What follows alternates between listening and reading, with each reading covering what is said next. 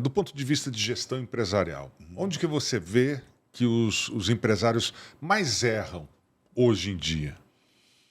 Nas escolhas dos executivos. O empresário, ele tem um DNA de empreendedor, né? Ele tem aquela força motriz que poucos têm, aquela capacidade de reinventar. Você é um empreendedor também, que eu sei, então você tem que se reinventar todos os dias, buscar novas rotas, um novo rumo para a sua vida, né? E para sua empresa é a mesma coisa. Então, a grande dificuldade deles é trazer, primeiro, pessoas que comprem aquela ideia e façam aquilo melhores do que ele. Mas ele é o empreendedor.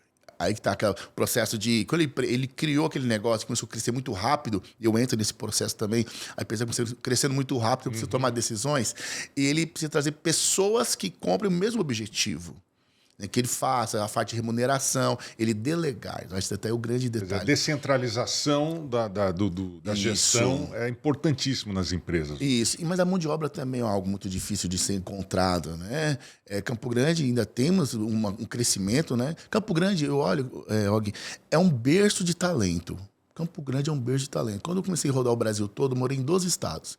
Quando eu comecei a morar nesses estados, até fora do país, quando eu encontro um campo grandense, eu vejo sempre nos lugares, são pessoas sempre em proeminência, seja na música, seja como cantor, seja como empreendedor. Fui para São Paulo e encontrei pessoas de Campo Grande super bem sucedidas, executivos de grandes empresas, e depois voltam, como eu, voltam para agregar também aqui na parte empresarial de Campo Grande. Então tem a mão de obra, a parte de sucessão, de delegar, mas o empreendedor ele tem muita dificuldade de delegar e nem sempre eu aconselho a delegação. A gente percebe, por exemplo, Campo Grande é uma cidade onde nasceram muitas empresas e que se tornaram grandes empresas hoje, empresas familiares, né? Algumas mantiveram um pouco daquela gestão familiar, outras se profissionalizaram um pouco mais. Quando é que se descobre exatamente o caminho, né, de sair daquela familiaridade da empresa e tornar uma coisa profissional? Qual é esse momento? O momento? No final de semana, no churrasco familiar, no Natal, quando você vê que o assunto só fala de empresa, quando você vê que a conversa, o empresário fala assim, meu Deus, eu quero descansar, eu não consigo, porque está todo mundo envolvido, todo mundo dando opinião, e ele começa a ficar perdido nas tomadas de decisão, porque todo mundo está dando. Quando ele percebe que muitas pessoas estão dando influência sobre o negócio, que ele tem um DNA, ou ele procura um filho, ou uma filha que tenha o DNA dele para poder seguir com os negócios. Sim. Quando ele percebe que quer escolher um, mas que vai gerar um desgaste familiar, aí ele fala assim, é a hora de profissionalizar. Profissionalizar. Indicadores, dashboard. Aí o que ele fala? Ele vai escolher o filho e eles vão se escolher conforme você se profissionaliza. E é aí que eu entro, na parte de profissionalizar os números, de mostrar para onde a empresa tem que ir junto com ele. Ele sabe, na verdade, eu só vou dar os caminhos. E essa transição, esse processo acessório se torna automático, mais leve. E muitos me agradecem. Eu digo, puxa, é muito mais leve, porque passei para você uma função que era para eu tomar. Fala, cara, fala que é fulano, vamos chamar para conversar. Isso é uma preparação. Fazer o autoconhecimento dos filhos, no caso de sucessão, ou para algum executivo que não seja familiar. Aquele executivo que vai viver ali para o negócio, que faz parte também. Mas o que é mais composição? Onde é que surgem mais crises? Dentro da empresa familiar, onde todo mundo se conhece e parece que não existem muitas barreiras entre as pessoas, por exemplo, de você poder falar alguma coisa até mais agressiva para um diretor seu, porque é seu parente, é seu filho, é seu irmão, ou alguma coisa assim, ou numa empresa onde você não conhece as pessoas, você assume um poder, né, um pouco maior, porque você pode dar essa ordem para as pessoas que você não conhece direito. Onde é que surgem mais crises? Na familiar. Na familiar, sempre. Na grande maioria, tá? Existem grandes grupos familiares no Brasil, que são proeminentes, né? Mas na familiar, justamente por isso, para nós, essa transição entre o pessoal e o profissional. Isso aí é uma das coisas que geram grandes problemas, mas também geram grandes soluções, porque sempre tem talentos. Um é mais para o marketing, às vezes um sobrinho. Então, você começa também a identificar dentro da família pessoas que vão levar o negócio mais além. E esse descansar do empreendedor é uma das grandes dificuldades também, dele conseguir ir passando o bastão gradativamente, mas muitas empresas já estão conseguindo, e nós estamos aqui para isso. A gente ajuda pessoas a fazerem essa transição de uma forma mais leve, mais profissionalizada. A gente está vivendo uma época de avanço tecnológico fantástico. Uso de inteligência artificial, a tecnologia, né, dos computadores estão cada vez mais avançada e tal. Você vê hoje essa tecnologia ajudando muito dentro das empresas, dentro da gestão das empresas? Perfeito, tem sim. Nós temos, por exemplo, é básico isso, mas a parte de Business Intelligence, né? Que é a parte dos BIs. Sim. Você pega qualquer RP, faz uma base de um BI e você traz números estratificados de uma forma muito clara para o empresário. E vai, olha, minha fila, na parte hospitalar, por exemplo, fila de atendimento, tanto para o SUS quanto para a parte de privado. Você vê, minha fila de atendimento 2 horas. Então, todos nós talvez já passamos de alguma emergência em algum hospital e ficamos lá 2 horas esperando. E isso, hoje, isso já tem empresário que já pede para disparar no próprio celular, no mobile ali para ele, olha, tem um cliente meu, paciente esperando 2 horas na fila. O que aconteceu? Ele pega o telefone, ele já tem esse controle. Já, hoje em dia é muito rápido o tempo de resposta. Então, o número, eu falo assim, você só consegue mudar aquilo que você se mede. Você só muda aquilo que mede para tudo na nossa vida. Se você consegue analisar a sua parte de orçamento, você consegue mudar onde você está gastando mais dinheiro, menos dinheiro. E a mesma coisa da empresa. Por isso que eu falo, não tenha muita mudança entre pessoal e profissional. Então, a empresa tem que ser uma continuidade da sua vida pessoal. Hoje a gente vê, falando um pouco da parte de saúde, a gente percebe hoje que o atendimento da saúde, no geral, no Brasil, né, no particular também, não só no sistema público, não, mas no particular, nós temos muitos problemas. Né? Enfrentamos demoras na marcação de exames, filas, né, para consultas e tal. Isso até em planos de saúde, sim, né? Pouco mais... que a gente paga uma grana, a gente vê esse tipo de coisa. O que falta na gestão de saúde? Você que já trabalhou com OS, né, são as organizações de saúde, falta tornar exatamente esse atendimento à saúde um pouco mais empresarial? Sim. É isso que você acha que falta? É isso. A grande fala hoje, você percebe que os grandes prefeitos do Brasil como um todo, né, que já fazem viagens internacionais para buscar benchmark, o que eles falam? Vamos profissionalizar o modelo de gestão. Né? Há 20 anos atrás, eu estudava na Federal, fizemos um trabalho de consultoria. Meus professores da faculdade faziam um trabalho de consultoria para o governo. E lá comecei a ver esse início de profissionalização. Mas o tempo de resposta é muito lento. Né? Eles têm que desburocratizar a saúde pública. O modelo de gestão público do Brasil tem de ser desburocratizado.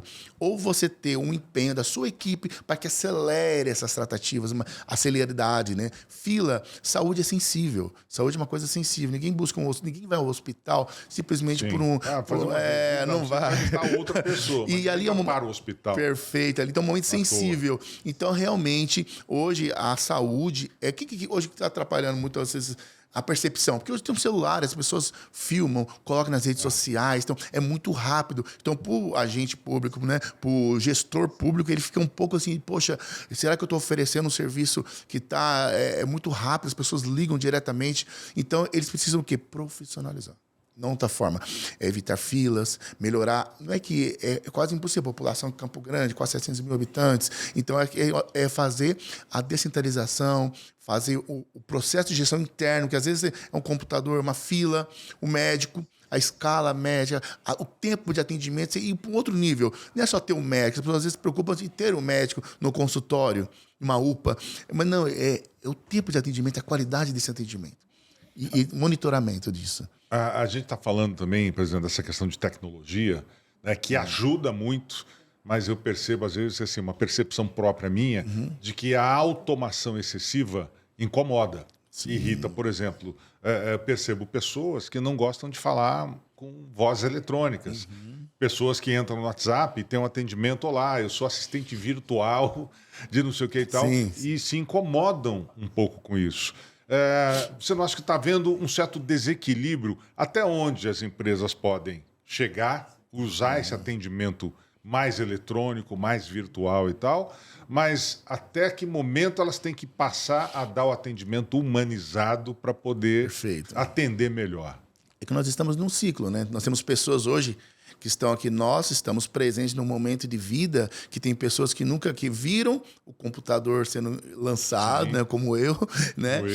Então nós vimos a internet que era de escada, hoje é o Wi-Fi muito rápido, o celular não era essa utilização da forma que ele é hoje, os relógios, tudo. Você é uma telemetria ambulante, você consegue ver, você é monitorado, você fala aqui agora, você rapidinho você está lá no outro país, mesmo não estando fisicamente. Isso ao vivo para qualquer lugar do mundo. E as pessoas, mano, tem clientes meus de alguns negócios meus que moram no Alasca, moram na Holanda, moram nos Estados Unidos, e você vê assim, pessoas hoje você consegue se interagir muito rápido. Onde eu quero chegar? Tem pessoas que não vão fazer a virada digital. Elas estão aqui junto, meu avô, talvez, o avô de alguém, alguns tios, alguns empresários também que não querem, porque eles contratam pessoas para trazer os números, mas o que acontece?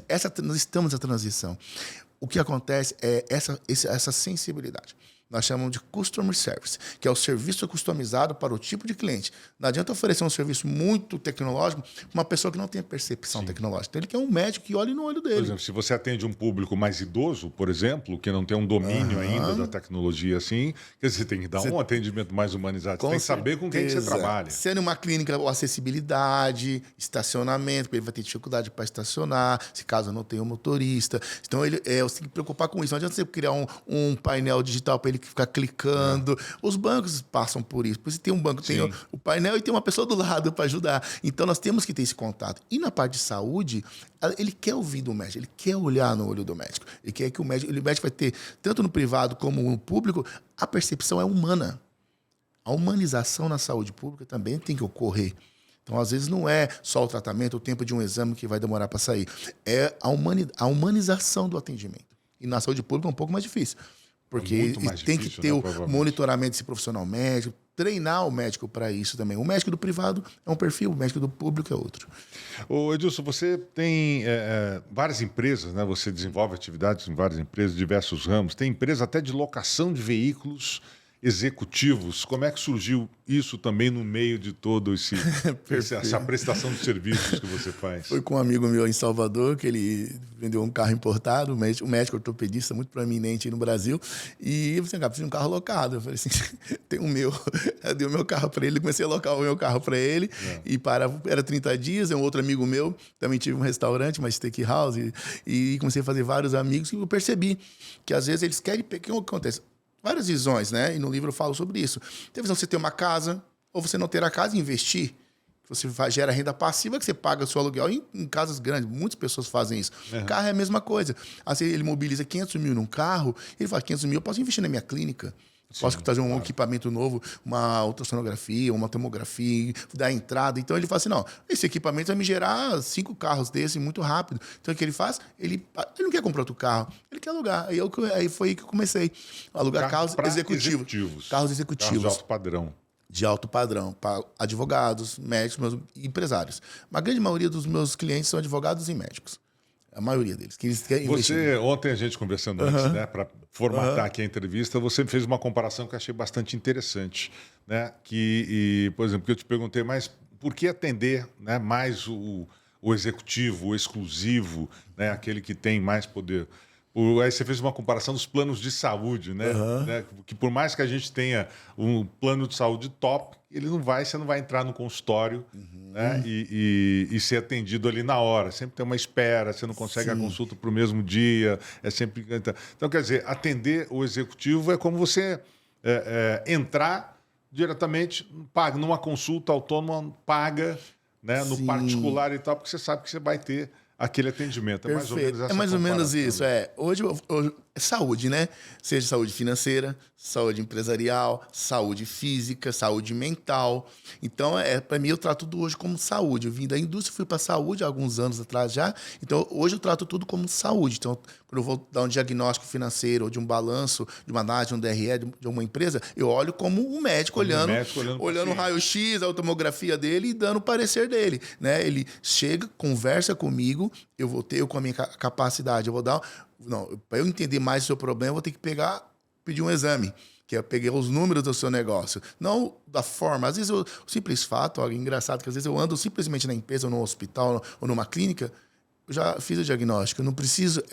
o mosca branca saiu disso. Entendi. Porque quando você consegue analisar, às vezes, só de ver as situações. Isso, às vezes, simplesmente, o número fala que o tempo de atendimento é rápido, mas quando eu olho na fila, eu fico monitorando aquele paciente que chegou, ou vou no centro cirúrgico, olho o tempo de atendimento, o fluxo do centro cirúrgico.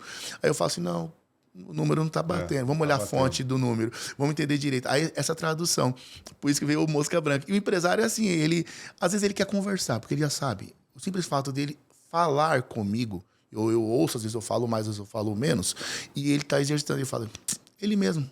Na conversa, ele mesmo. Ele desperta para alguma coisa. Porque a nossa fala é assim, né? O nosso ouvido, a física quântica hoje está muito... Você fala e você reverbera aquilo que o seu cérebro está lá dentro gritando. Então, ele mesmo escuta, eu só dou as condições.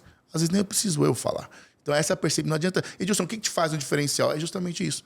Eu não analiso só os números, o balanço. Eu analiso o empresário, o negócio dele como uma vida orgânica.